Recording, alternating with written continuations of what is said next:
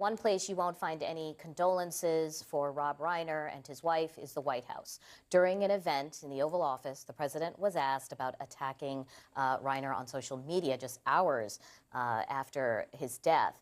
The president doubled down. I wasn't a fan of his at all. He became like a deranged person, Trump derangement syndrome. So I was not a fan of Rob Reiner at all in any way, shape, or form. I thought he was very bad for our country.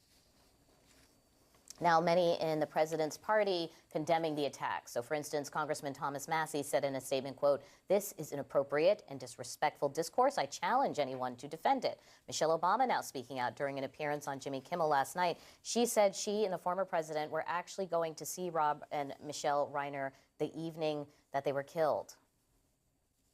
Let me just say this. Unlike some people, Rob and Michelle Reiner are some of the most decent, courageous people you ever want to know.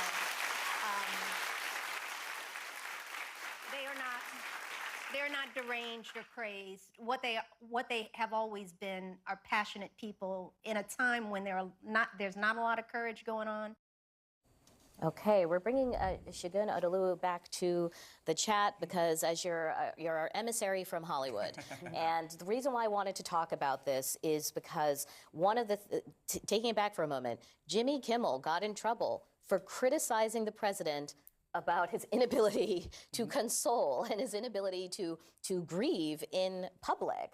And at the time, people in Hollywood, you know, they really backed down. I just want to play for people the joke, which you may not remember from that moment.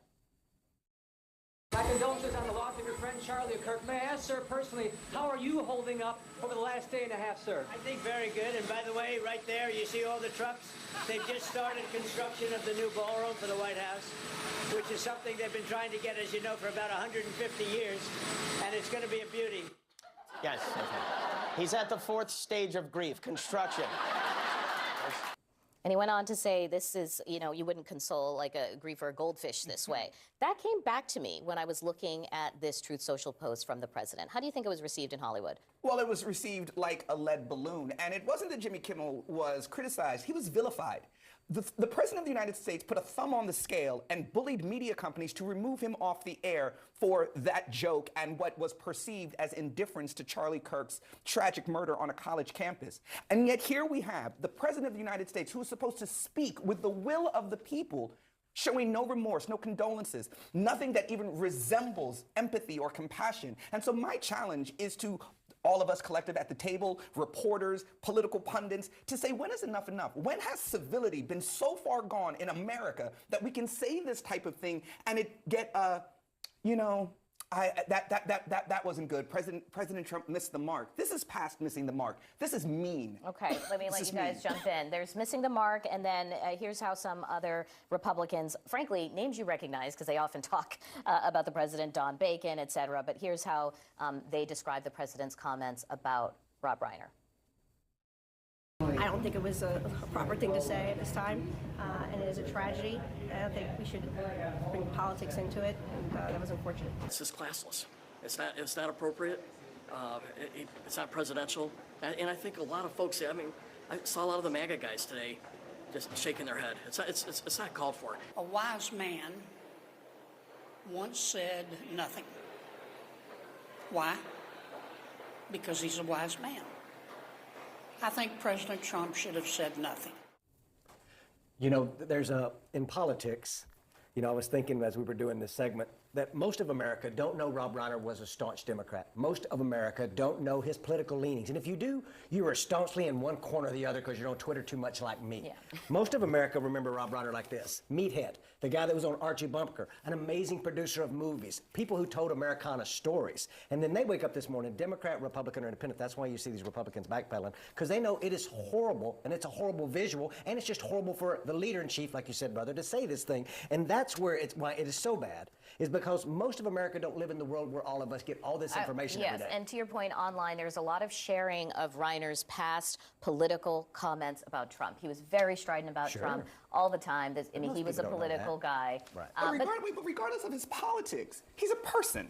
Like, let's not lose sight of that. His daughter found the bodies of her parents, and now the president that people voted for, it's not an unfortunate statement. which is what one politician said. It isn't should have said nothing.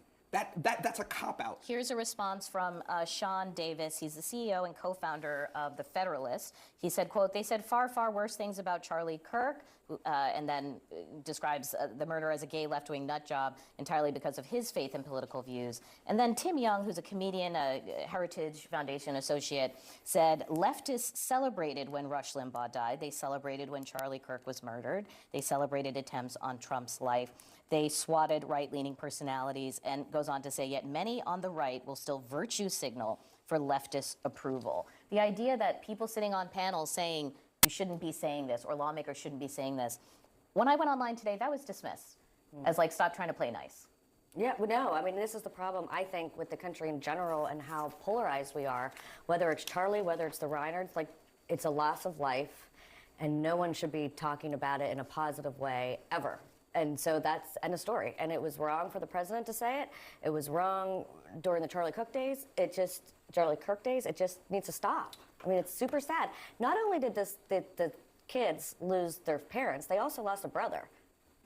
A family destroyed by a single act. Yep. And we are discussing whether or not the president has the compassion to say the right thing. And one Well, person I said think he should I'm have said also nothing. talking about it because the phrase we used to hear in politics is the fish rots from the head. And so we all have now finally crossed the Rubicon and embraced this approach. How do you grieve someone? Depends on their politics. I think the administration will continue to be asked about this too. This is also the same administration that encouraged, it wasn't just Jimmy Kimmel, encouraged Americans to call the employers of people who criticized Charlie Kirk or they thought were celebrating his death. This is an administration that went out and did podcasts and made it a central part of their messaging to basically say that the Democrats were the sole party contributing to a lack of civility. And then you have the head of the administration going out and making those comments yesterday, criticizing someone after they were just murdered. So this is something they're going to continue to be criticized for. I want to play one more thing. I don't know if we have it. Rob Reiner, at the time of Charlie Kirk's death, he was on Piers Morgan. Here's how he talked about it.